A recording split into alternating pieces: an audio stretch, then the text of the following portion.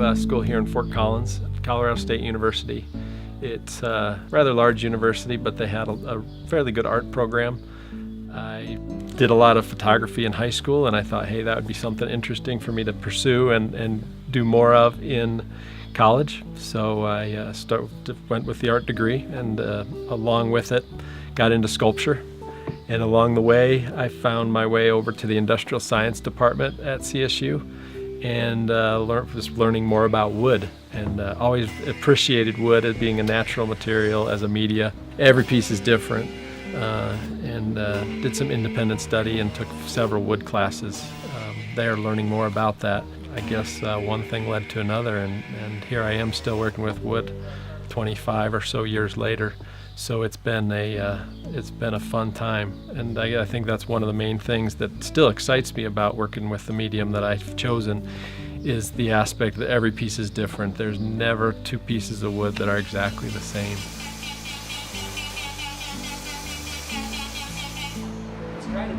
What drives me to create different stuff, I think, is probably a personality problem or something, because I really like to explore and figure out new stuff, but once I've figured it out, it's not quite as fun to do the same thing over and over again for me. I like to just move on to that next thing, so that's a good and bad thing all in the same way, because if I would stick with one thing for longer, I would develop more in that particular body of work or whatever I'm doing.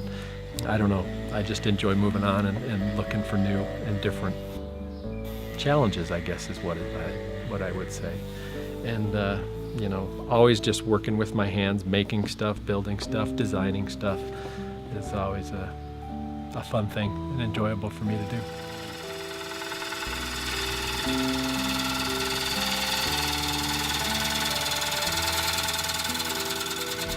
So as far as my inspiration is concerned, it comes from lots of different things. But the one that I keep coming back to is my family and my children and my wife. They are continually been inspiration for my work. Years ago, and still today, I actually named some of the series that I work on after my kids. The Kylie series, the Sienna series, and the Traden series. They basically had to do with how I was seeing them, and tried to represent them in the medium that I work, which is wood and using the lathe.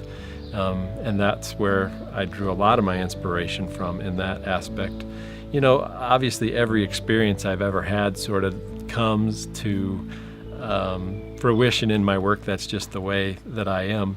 But if I had to choose one inspiration, it would definitely be my family. They're very important and continue to be very important in my life, obviously, and my work. So it's a pretty fun thing. And now that my children are getting older and they're actually pursuing art themselves, it's even more fun to see them start to create using similar ideas and techniques that I've shown them over the years. They're creating new and incredibly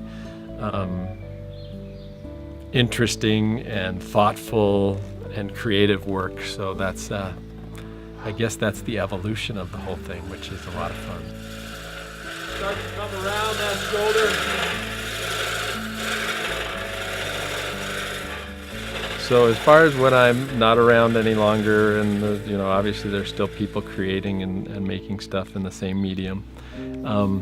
I don't know whether I would have a legacy or anything, but I would hope that the people that I taught and the people I influenced over the years would carry on some of the techniques and some of the possibilities that I helped them find.